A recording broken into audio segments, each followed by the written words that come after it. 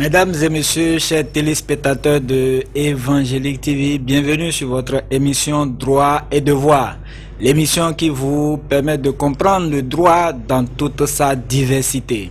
Aujourd'hui, nous allons aborder un thème qui est l'huissier de justice. Beaucoup de nous savons qu'il y a un huissier, nous savons qu'il y a des notaires, nous savons qu'il y a des magistrats, mais nous ne savons pas forcément quel est le rôle de chacun d'eux. Aujourd'hui, nous avons invité pour vous un huissier de justice, Maître Adandjekpo Augustin. Maître, bonjour. Bonjour, monsieur Coco. Comment allez-vous, Maître? Je rends grâce à Dieu. Et vous?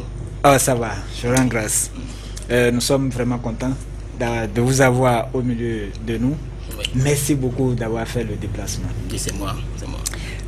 Nos téléspectateurs voudront certainement comprendre ce que c'est qu'un huissier, qu'est-ce qu'ils font, comment ils fonctionnent. Il y a beaucoup qui ont des clichés, à savoir que les huissiers ils bouffent trop d'argent. Aujourd'hui, vous allez nous expliquer tout ça. Merci beaucoup. Dites-nous d'abord, on entend parler d'huissier, on entend parler de magistrat. Quels sont les différents corps déjà dans la justice? Ou si vous voulez, les auxiliaires de la justice. Merci beaucoup, monsieur Coco François. Oui. Et avant tout propos, j'aimerais faire un rectificatif. Et mon nom de famille, ce n'est pas Adandjekpo, mais plutôt Adandjekpo. La panthère est redoutable. Ah, d'accord. Et merci beaucoup pour votre question. Et nous sommes ici sur le plateau de l'Évangélique TV, Oui. et où nous sommes en train de faire l'émission Droit et Devoir. Et vous êtes l'animateur de l'émission, et il y a un cadreur, il y a un caméraman et tout ça. Tous ceux-là travaillent pour une bonne administration de la télévision. C'est de la même façon que pour la bonne administration de la justice, il y a des acteurs. Les acteurs qui travaillent pour une bonne administration de la justice sont des auxiliaires de justice. Les auxiliaires de justice, il y en a deux catégories. Les auxiliaires qui sont internes au service public de la justice et des auxiliaires qui sont extérieurs au service public de la justice. Nous avons les auxiliaires internes, nous avons les magistrats qui sont de deux catégories, les magistrats du siège et les magistrats du parquet. En dehors des magistrats, nous avons les greffiers et des officiers de justice. En dehors de ça, nous avons le personnel d'appui et les officiers de la police judiciaire. Maintenant, les acteurs de la justice externe au service public, nous avons les avocats, les notaires, les commissaires priseurs et bien évidemment les huissiers de justice. Ok, bien évidemment. C'est quoi un huissier de justice? Et un huissier de justice, de façon banale, c'est un officier ministériel, un auxiliaire de justice et officier ministériel. Il est officier parce qu'il fait des actes authentiques. Mais il est ministériel parce qu'il a une parcelle de la puissance publique. L'huissier de justice, officier ministériel, c'est quelqu'un qui fait des actes authentiques et qui exerce une parcelle de la puissance publique. Très bien. Ok. Merci beaucoup, maître. Dites-nous, certainement, si le corps d'huissier de justice est une profession, c'est bien ça, je crois. Oui. Forcément, c'est encadré. L'huissier ne se lève pas pour faire ce qu'il veut, pour faire les actes qu'il veut. Certainement, sa compétence est encadrée, est limitée. Dites-nous, quel est le test? Est-ce qu'il y a d'abord un test qui encadre la profession de l'huissier? Oui, la profession d'huissier de justice est encadrée par la loi numéro 2001-38 du 8 septembre 2005 portant statut des huissiers de justice en République du Bénin, et il y a le règlement intérieur. Ce sont ces deux tests qui encadrent l'exercice de la profession d'huissier de justice en République du Bénin. Ok. Et quelles sont les attributions de l'huissier? Ok, je vous remercie, Monsieur Coco. Les attributions d'huissier de justice sont multiples. Ok. Et le statut en a prévu 5. Nous avons, dans un premier temps, la signification qui est le monopole de l'huissier de justice, la signification. Je vais les énumérer et après je vais vous développer brièvement chaque attribution. Okay. Nous parlerons dans un premier temps de la signification et de l'exécution des décisions de justice, le recouvrement, les constatations et le service des audiences. La signification, qu'est-ce que ça veut dire? Je disais tantôt que la signification, c'est le monopole de l'huissier de justice. La signification, c'est une notification faite par huissier de justice. Il n'y a pas une autre profession, un autre corps qui puisse faire la signification si ce n'est pas un huissier de justice. L'huissier de justice qui va notifier une convocation, qui va notifier une correspondance ou bien qui va n'importe quelle notification que l'huissier de justice fait veut dire signification. Après la signification, nous avons l'exécution des décisions de justice. L'exécution des décisions de justice, c'est ce que le bas peuple, tout le monde connaît aux huissiers de justice parce qu'ils disent que ce sont les huissiers de justice qui viennent démolir les maisons. Et ça fait partie d'une des attributions de l'huissier de justice. Et c'est d'ailleurs en ça que l'huissier de justice, c'est ça là, l'exécution de justice qui a conféré la puissance, la parcelle de la puissance publique à l'huissier de justice. Parce qu'une décision de justice qui est rendue et qui n'a pas été mise en œuvre n'a joué aucun rôle. La justice qui rend une décision et qui délivre la décision au justiciable qui a gagné le procès, si cette décision n'est pas mise en œuvre, ça veut dire que l'objectif de la justice n'a pas été totalement accompli. Donc c'est l'huissier de justice qui donne corps à la décision de justice, qui matérialise la décision de justice. Donc c'est ça l'exécution de la décision de justice et des actes ou titres en forme exécutoire sur le plan civil et sur le plan civil, sur le plan commercial et sur le plan pénal, c'est les huissiers de justice qui mettent à exécution les décisions de justice. Okay. Si vous permettez, avant d'avancer, et parlant de l'exécution des décisions de justice, vous l'avez dit, l'opinion publique connaît bien l'huissier à travers l'exécution de ce rôle, de cette attribution. Et dites-nous, est-ce que l'opinion publique a raison de penser que l'huissier, les huissiers, c'est des gens sans cœur? C'est des gens qui viennent démolir les maisons, qui voient des familles jetées à la rue et qui n'ont même pas pitié d'eux. Dites-nous, est-ce qu'ils ont raison d'avoir cette idée des huissiers de justice? Je vous remercie, Monsieur Coco, l'animateur. Et je suis peiné toutes les fois que j'apprends que les huissiers de justice sont des hommes sans cœur. Avant d'être huissiers de justice, nous sommes issus d'une famille aussi. Nous avons du sang qui circule dans nos veines. Et la mission qui est assignée à l'huissier de justice, c'est de donner corps à la décision de justice. Dans un état de droit, lorsque une décision de justice n'arrive pas à être exécutée, vous aussi, vous vous retrouvez dans une situation où vous avez une décision de justice et vous n'arrivez pas à mettre en œuvre cette décision de justice. C'est vous qui subissez le tort. Oui.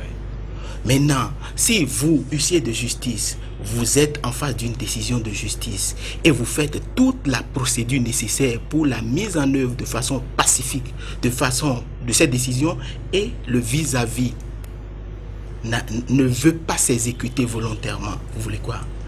Qu'on laisse la décision au placard? Mais il faut que la force reste à la loi. Les huissiers de justice ne font que faire exécuter ce qui est dit par le tribunal. Donc ils ne sont pas sans cœur. Avant d'exécuter une décision de justice, vous ne savez pas ce qui se passe. Si vous avez la copie d'une une décision de justice qui est devenue exécutoire, pour l'exécuter, ce n'est pas de la blague. Vous pouvez avoir une décision de justice et faire 1 an avant de l'exécuter. Pour l'exécuter, il faut faire une première signification avec commandement de s'exécuter volontairement. Mais lorsque la personne concernée ne s'exécute pas, vous ne pouvez pas aller faire une exécution forcée sans faire recours à la force publique. Vous faites une réquisition de la force publique. La force publique exige que le procureur les autorise avant qu'il ne vous assiste. Vous faites toutes ces formalités-là. Ça peut prendre 1 an. Vous savez ce que c'est que la lenteur administrative aujourd'hui. Mais vous faites tout ça. La partie qui a succombé à un procès, qui est bien consciente qu'elle n'a pas gagné le procès, refuse de s'exécuter. Vous faites toutes ces formalités-là. Vous arrivez. La police, que vous saisissez, la police même fait des démarches pour que la partie puisse s'exécuter volontairement. Mais les gens refusent. Vous voulez quoi? Il faut que force reste à la loi. Et l'huissier de justice a été investi pour donner corps, pour matérialiser une décision de justice devenue exécutoire. Ok, donc pour ceux qui n'ont jamais été acteurs dans ces procédures d'exécution, ils croient que, en tout cas, eux, ils ne voient à la télé que les casses. Donc, ils doivent comprendre qu'avant que ces casses-là n'arrivent, c'est qu'il y a eu plusieurs procédures qui devraient normalement conduire les occupants illégaux à s'exécuter, mais c'est parce qu'ils ne se sont pas exécutés que l'huissier en est arrivé là. Maintenant, est-ce que vous pouvez donner un conseil à ceux qui reçoivent des décisions de justice, à ceux qui sont condamnés à s'exécuter, mais qui croient que, bon, on est au Bénin, après tout là, ils vont comprendre, ils ne vont pas oser venir nous casser. Ceux qui sont dans cette ignorance, qu'est-ce que vous avez à leur dire? Le conseil que moi je veux donner en premier, c'est d'abord recevoir un huissier de justice qui vient à votre domicile. Aujourd'hui, il y a des gens, des justiciables ou bien des personnes concernées par une décision de justice qui ne vous reçoivent pas. Ils ne vous acceptent même pas à leur domicile. Le premier des conseils, c'est de recevoir déjà l'huissier qui est venu chez eux, l'huissier qui a l'obligation d'éclairer, s'ils n'ont pas une bonne compréhension de la décision, l'huissier a l'obligation d'expliquer et de leur donner, si possible, des conseils par rapport aux voies de recours. Vous avez des voies de recours, mais vous refusez d'accepter une signification d'huissier de justice. L'huissier, lorsque vous refusez, il porte les mentions comme quoi vous avez refusé et il va vous déposer ça à la mairie. Si vous voulez, vous allez prendre. Si vous ne voulez pas, vous laissez. Mais lui, ça n'arrête pas le cours de la procédure. Lui, il continue sa procédure jusqu'à venir à la phase ultime. Et puis là, c'est comme ça, vous voyez l'huissier avec un bulldozer devant votre maison. Et puis, ce serait dommage. Les justiciables, ou bien ceux qui sont concernés par une décision de justice, le premier des conseils, c'est de recevoir les actes. Et le deuxième conseil, c'est de se rapprocher de l'huissier de justice pour demander conseil. L'huissier peut concilier. L'huissier peut inviter son requérant et inviter son adversaire pour une médiation, pour que les deux puissent trouver un terrain d'entente et signer un protocole d'accord. Mais lorsque vous ne venez pas, vous ne vous rapprochez pas de l'huissier, comment l'huissier peut vous conseiller, comment l'huissier peut intervenir pour que une négociation soit trouvée. Donc c'est les conseils que moi je tiens à donner à nos téléspectateurs. Ok. Donc à ceux qui croient que, bon, ils sont venus avec leur papier, j'ai refusé, donc c'est fini. Ils ne peuvent plus rien faire. Ils n'ont qu'à comprendre que l'huissier, lui, continue sa procédure. Il délaisse l'acte à la mairie. S'ils prennent ou ils ne prennent pas, la procédure continue. Ah, il faut qu'ils comprennent ça. C'est ça. Ok, nous allons continuer dans les attributions. Donc après la signification, après l'exécution des décisions de justice. Après l'exécution des décisions de justice, nous allons aborder le recouvrement amiable. Okay. Le recouvrement amiable et des formalités nécessaires pour un recouvrement judiciaire. Le recouvrement amiable, c'est lorsque et le créancier n'est pas titulaire d'un titre exécutoire, lorsqu'il n'a pas un titre de créance, et il est peut-être dans une situation d'apparence de créance, la créance est apparemment fondée en ses principes, il fait recours à un huissier de justice. L'huissier peut faire un recouvrement à l'amiable ou bien faire les formalités nécessaires pour un recouvrement judiciaire, un recouvrement forcé. C'est dans ce cas qu'on parle des sommations de payer et des procès-verbaux de saisie conservatoire de créances, les procès-verbaux de saisie conservatoire de biens meubles corporels et tout ce qui y va avec. Ok. Maintenant, le recouvrement forcé, c'est lorsque le créancier est nanti d'un titre exécutoire ou bien d'un acte en forme de titre exécutoire. Dans ce cas, on ne parlera plus d'une saisie conservatoire, mais on parlera d'une saisie exécution, notamment la saisie attribution ou la saisie vente et tout ce qui va avec. C'est la mesure, ce n'est plus la mesure conservatoire, mais la mesure d'exécution. Ok. Déjà, j'espère que nous aurons l'occasion de parler des saisies parce que c'est un domaine aussi très vaste. Oui. Ok. Cela veut dire que dans les attributions de l'huissier, la loi lui permet de faire des recouvrements. Oui. Et donc, les créanciers qui ont des difficultés de recouvrement peuvent faire recours aux huissiers. Naturellement. Très bien. Les constatations. Les constatations, c'est les éléments de preuve que le justiciable doit avoir. Un justiciable, pour saisir la justice, a besoin d'avoir une preuve matérielle. Oui. L'huissier de justice peut procéder à des constatations aux fins de la manifestation de la vérité. Il peut être saisi directement par le justiciable pour procéder au constat, comme il peut être commis par le juge afin de constatation. Un exemple banal, lorsque vous êtes un locataire d'une maison, et avant d'intégrer cette maison, et si vous voulez avoir une preuve de l'état dans lequel se trouve l'immeuble avant l'intégration, vous pouvez faire appel à un huissier qui va procéder à un procès verbal de constat à l'entrée. Peut-être l'accès principal a une seule clé. Si vous ne le faites pas, si vous ne faites pas ce constat à l'entrée et qu'à la sortie le propriétaire vous exige que c'était 3 clés, vous n'avez vos yeux que pour pleurer. Vous serez obligé de lui remplacer la serrure parce qu'au départ vous n'aviez pas fait constater l'état dans lequel l'immeuble était avant la prise de possession. Donc c'est cela.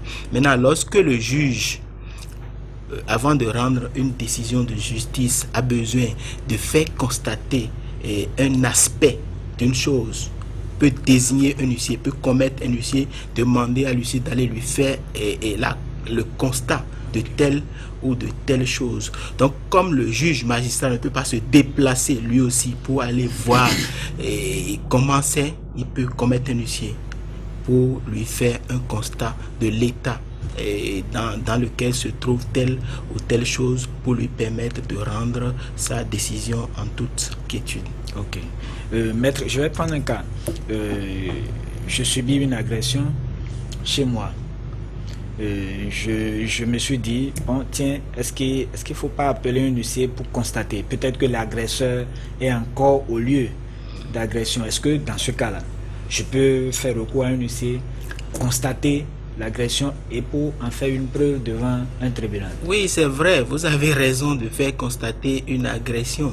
Maintenant, si vous voulez faire constater une agression par un huissier de justice qui se fait agresser en plus, ce que moi je conseillerais dans ces cas, c'est de faire appel à la police qui est la seule habilité dans ces genres de cas. Il peut déjà parti et c'est après son départ que vous faites appel à l'huissier pour venir constater les dégâts.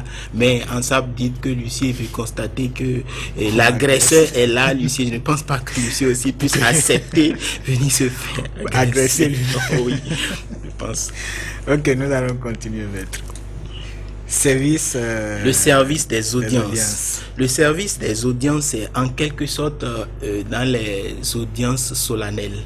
Et l'huissier de justice joue en quelque sorte un rôle de modérateur, un maître de cérémonie dans les audiences solennelles. Par exemple, une cérémonie de prestation de serment d'un magistrat ou bien de prestation de serment d'un avocat, par exemple, c'est les huissiers de justice qui jouent le rôle de modérateur, de maître de cérémonie dans les audiences solennelles. Ok. D'accord, merci beaucoup, maître. Pour un particulier, comment solliciter l'huissier? Est-ce que vous êtes aussi accessible? Est-ce qu'on peut facilement accéder à vos bureaux? Est-ce qu'on peut avoir facilement vos services? Ou bien est-ce qu'il y a un protocole? Est-ce qu'il faut écrire? Comment on peut saisir un huissier de justice? Je vous remercie, monsieur Coco François. Saisir un huissier de justice n'est pas compliqué, c'est banal. Et vous allez à l'étude de l'huissier, vous lui posez les problèmes que vous avez, ça vaut déjà saisine. Et les huissiers de justice sont accessibles. Il y a un tableau. C'est vrai que le tableau n'est pas actualisé, mais je pense que le bureau de la Chambre nationale des huissiers de justice est à pied d'œuvre pour l'actualisation du tableau. Mais il existe un tableau. Il y a les noms, prénoms, la situation de chaque charge et les numéros de téléphone, les adresses email, tout ça là sur le tableau. Vous pouvez choisir selon votre besoin. Si vous voulez faire intervenir un huissier à Cotonou, vous savez qui vous allez choisir. Vous ne pouvez pas vouloir solliciter un huissier pour une intervention à Cotonou et aller choisir celui qui est à Parakou, par exemple. Donc, solliciter un huissier, vous avez les coordonnées, vous appelez, vous prenez rendez-vous avec l'huissier, vous allez à son étude, vous posez vos problèmes. Clairement, l'huissier, il est accessible. C'est d'ailleurs le juriste de proximité. L'huissier, c'est plus facile de saisir un huissier que de saisir certains autres auxiliaires de justice. Je crois bien que ça ne va pas être compliqué. Le numéro de téléphone, vous l'appelez, vous prenez rendez-vous, vous allez à son étude et puis c'est sûr vous serez satisfait. Ok, est-ce que l'huissier est aussi accessible, tout aussi accessible financièrement? Non, vous savez, les actes, les huissiers d'ailleurs sont payés en fonction du nombre d'actes qu'ils accomplissent. L'huissier ne peut pas vous dire d'entrée, payez-moi des honoraires, payez-moi ci, payez-moi ça. Si vous allez dans une étude d'huissier de justice, lorsqu'il vous écoute et le problème que vous lui posez va nécessiter une intervention, un constat par exemple, une sommation, l'huissier vous dira le coût du constat ou le coût de la sommation qu'il va vous faire et vous payez le coût. Là il va faire le travail, il vient vous rendre compte. Donc c'est banal à mon avis, à moins que vous ayez vous retrouvez avec quelqu'un qui n'est pas huissier de justice et qui se fait passer pour un huissier de justice. Sinon, si c'est un huissier de justice titulaire de charge et vous allez à son étude, il n'y a rien à faire. Il vous dit d'abord les coûts des actes sont tarifés. Et ce n'est pas au hasard. Est-ce que c'est encadré? C'est encadré. Il y a un décret qui fixe le coût des actes d'huissier de justice. Il y a un décret qui fixe le coût des actes d'huissier de justice. Donc ça ne se fixe pas au hasard. Oui, de vous avouer, est-ce que ces coûts-là ne sont pas un peu élevés? Non, mais les coûts, je ne saurais le dire parce que ce n'est pas moi qui ai fixé le coût. C'est le décret est signé par le président de la République. Donc, je ne saurais dire si le coût est exorbitant ou pas. Je sais que avant de fixer le coût, il a tenu compte de certains éléments. Donc, c'est cela. Est-ce que l'huissier a une compétence territoriale? Et bien évidemment que la charge du huissier de justice est rattachée à la cour d'appel. Ok. Et les huissiers sont compétents près une cour d'appel. Et au Bénin, nous avons 3 cours d'appel. Oui. La cour d'appel de Parakou, la cour d'appel d'Abomey et la cour d'appel de Cotonou. La cour d'appel de Parakou couvre 4 départements, les 4 départements du Nord. Et Atakora, Donga, Alibori, Borgou. Donc les 4 départements du Nord sont dans le ressort de la cour d'appel de Parakou. Au centre, nous avons le département des Zou, Colline, de Mono et du Koufo. Les 4 départements là qui relèvent de la cour d'appel d'Abomey, et les 4 départements du sud, le Atlantique littoral, l'Ouémé et le Plateau. Donc, l'huissier de justice qui est rattaché à une cour d'appel est compétent dans le ressort de cette cour d'appel. Aujourd'hui, sur le tableau de la Chambre nationale des huissiers de justice, nous sommes 49. 49, 3 sont rattachés à la cour d'appel de Parakou, 7 sont rattachés à la cour d'appel d'Abomey et les 39 restants sont rattachés à la cour d'appel de Cotonou. Comment se fait ce rattachement? Est-ce que c'est un juge qui décide ou bien c'est chaque huissier titulaire d'une charge, enfin à l'entrée, qui choisit la cour d'appel auquel il veut être rattaché? Non, vous savez, on en arrivera parce qu'il y a une question qui est relative à la compétence des huissiers de justice. Et il y a l'huissier de justice. L'huissier de justice ne peut pas. L'huissier de justice travaille dans le ressort de la cour d'appel à laquelle il a été rattaché. Le décret qui nomme un huissier de justice le rattache à une cour d'appel. Et la charge que l'huissier de justice occupe, la charge là aussi est créée par décret pris en Conseil des ministres par le président de la République. Donc c'est le décret pris en Conseil des ministres qui fixe le rattachement à une cour d'appel. Est-ce à dire qu'à Parakou, par exemple, où il n'y a que 3 huissiers, est-ce à dire que là-bas, on n'a pas besoin d'huissiers? Non, aujourd'hui, il y a d'autres charges qui sont vacantes dans le ressort de la cour d'appel de Parakou. C'est qu'aujourd'hui, aucun huissier, puisque c'est l'huissier même qui choisit sa charge, mais en fonction de la préséance. Si le recrutement est fait, le premier de la promotion choisit avant le deuxième.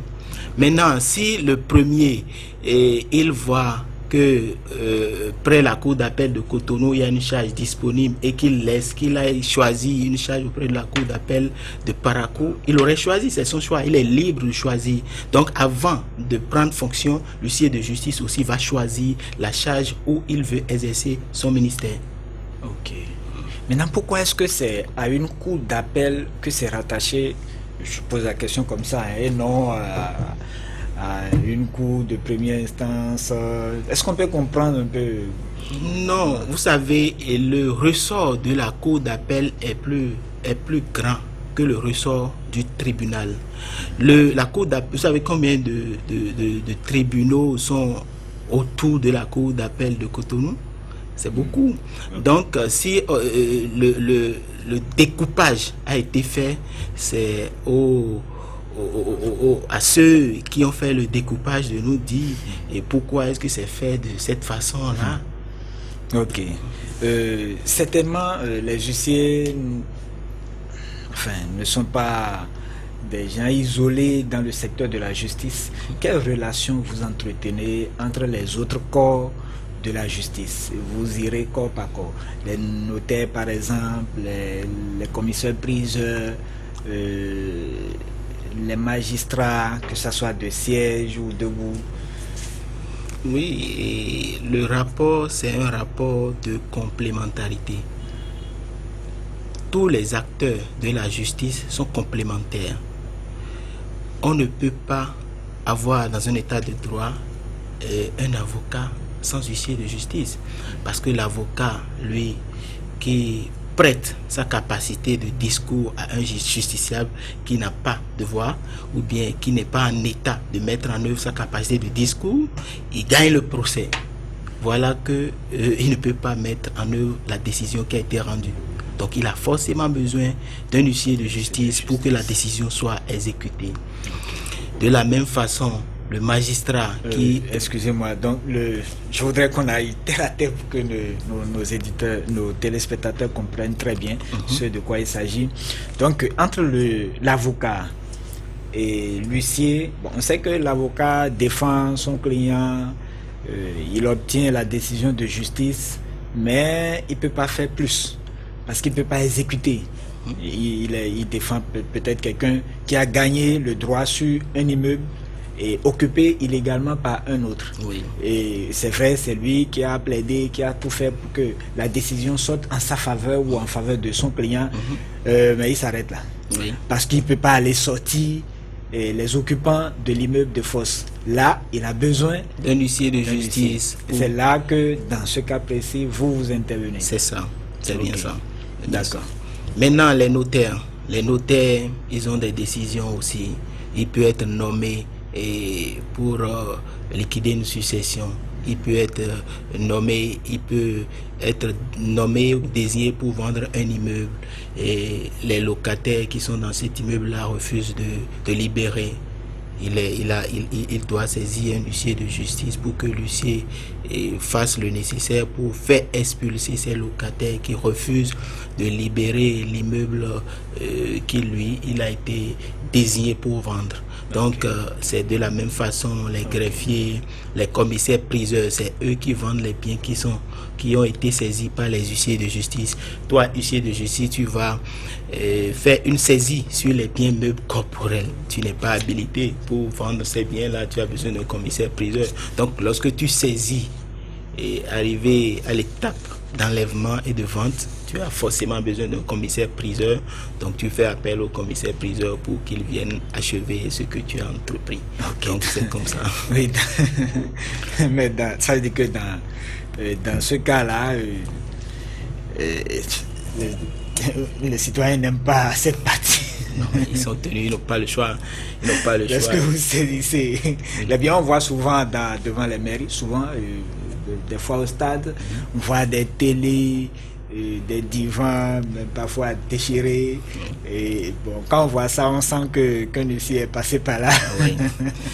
Et donc, quand vous saisissez tout ça, c'est pas que vous remettez au créancier. Non. Si vous remettez au créancier, vous n'avez rien fait. Parce que le créancier n'a pas besoin des meubles. Il a besoin de la liquidité. Donc, la décision pour convertir cette décision papier en argent, il faut faire appel à un commissaire priseur parce que l'huissier va pour faire la saisie sur les biens. L'huissier de justice passe la main au commissaire priseur, quitte à lui d'aller faire les formalités nécessaires pour vendre aux enchères publiques et remettre le fruit de la vente là au créancier.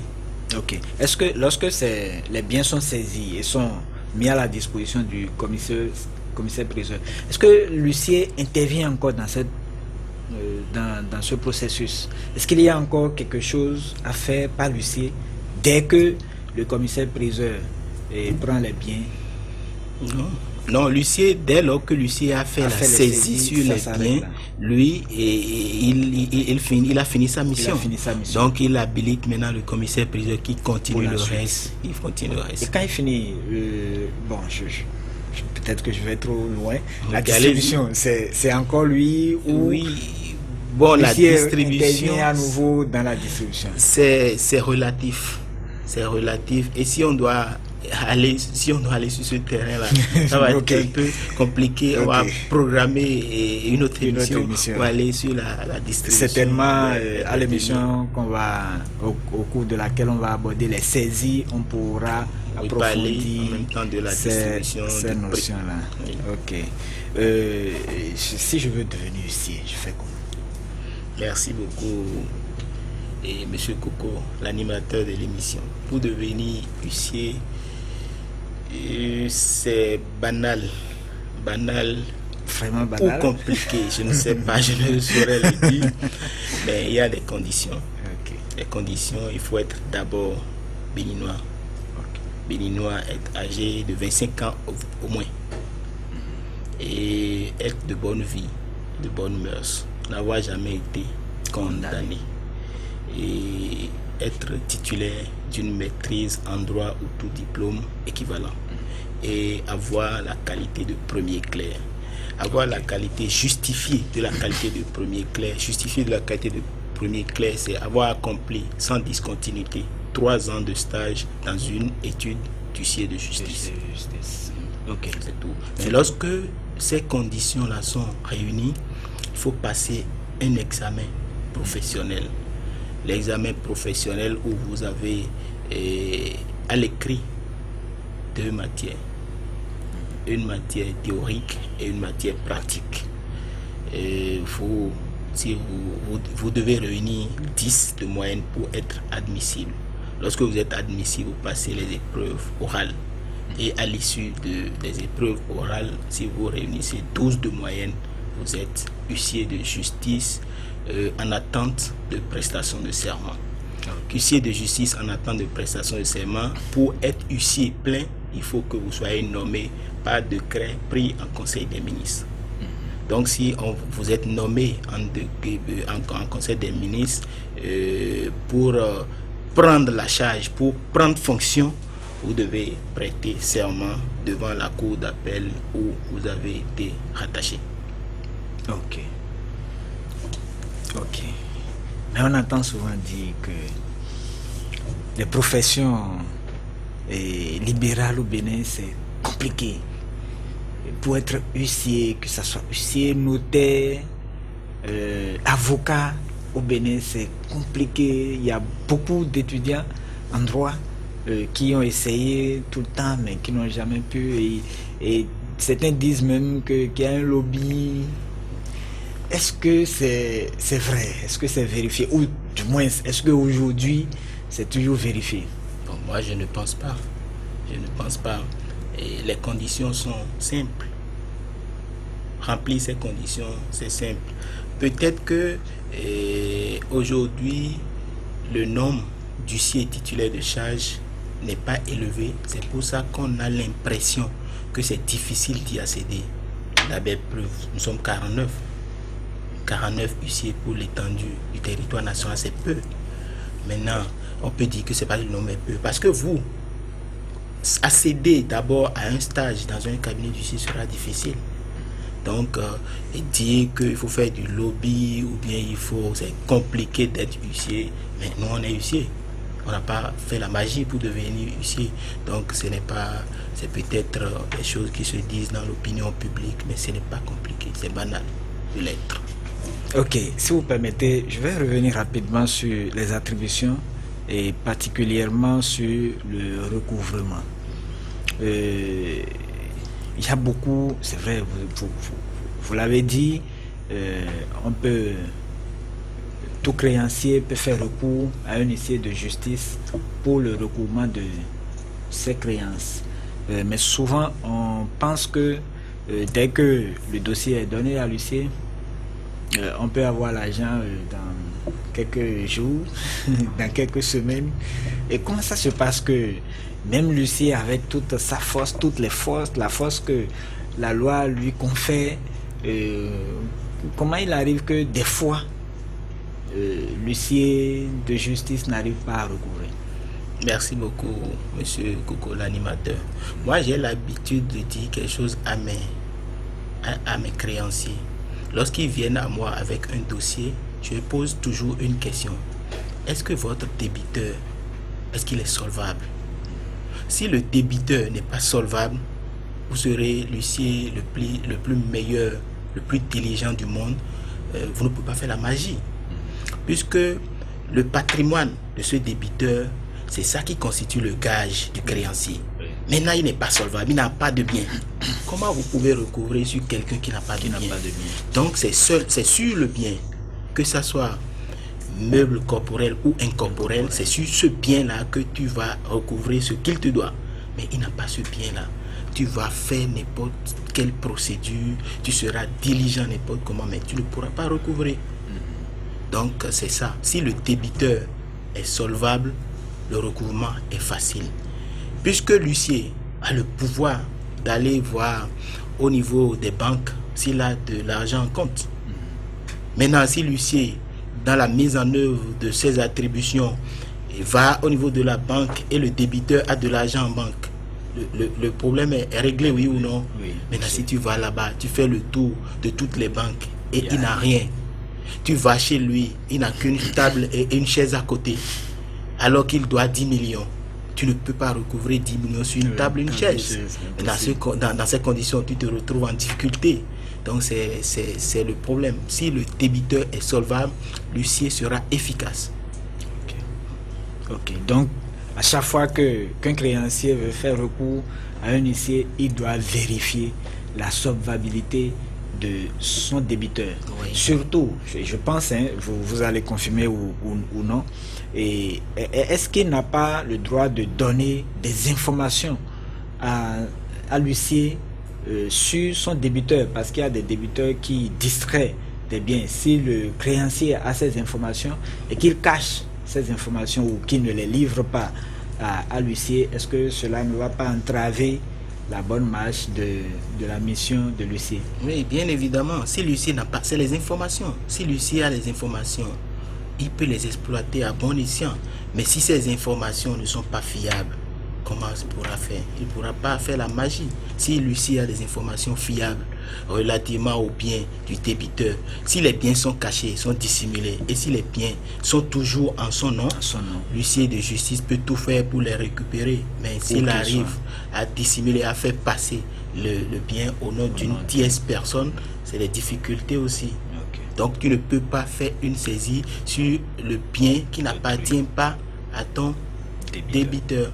Donc c'est la difficulté. Il y a certains débiteurs qui sont bien malins et dès qu'ils sentent venir l'huissier, ils organisent leur insolvabilité. Donc c'est difficile. Nous nous retrouvons très souvent confrontés à ces difficultés-là. Donc c'est pour ça que nous aimons demander à nos créanciers de tenir secret.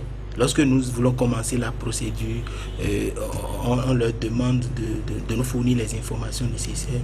Et puis, s'il y a lieu, on met en œuvre des mesures conservatoires avant même d'aller devant le juge ou bien faire des formalités nécessaires pour l'obtention d'un titre exécutoire. Ok. Donc,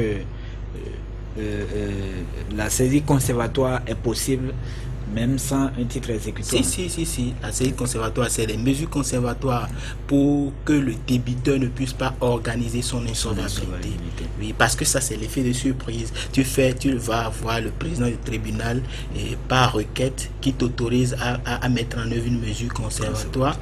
Et tu passes dans le dos du débiteur, tu fais une saisie sur ses comptes et tu lui dénonces avant d'enclencher la procédure là. Il sait que là, tu as fait une mesure conservatoire sur son compte et que pendant la procédure, il ne pourra plus organiser son insolvabilité. Mais je suis en train de vous livrer comme ça les secrets de la profession, ce que je ne devrais pas faire.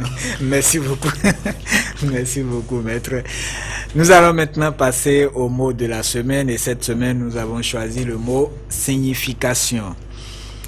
C'est une formalité par laquelle un plaideur porte à la connaissance de son adversaire un acte de procédure, assignation, conclusion ou un jugement.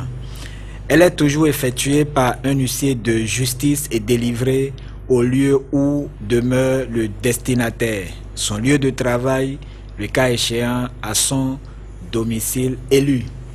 Maître, voilà la définition que nous propose le lexique des thèmes juridiques d'ALOS 2017-2018. Est-ce que vous avez un commentaire ou une précision à faire là-dessus?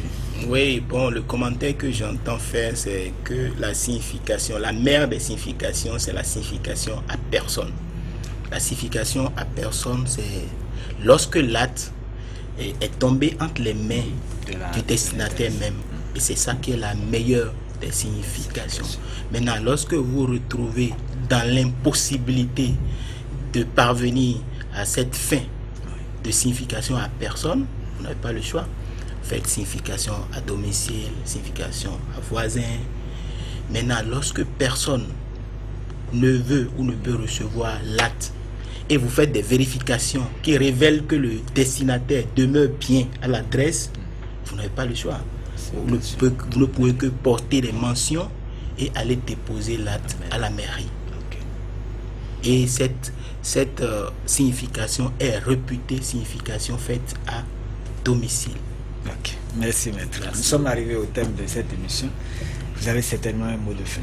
Et mon mot de fin, c'est de dire merci aux promoteurs de Évangélique TV et à mon nom personnel et au nom de la Chambre nationale des huissiers de justice, parce qu'on a pu faire entendre notre voix et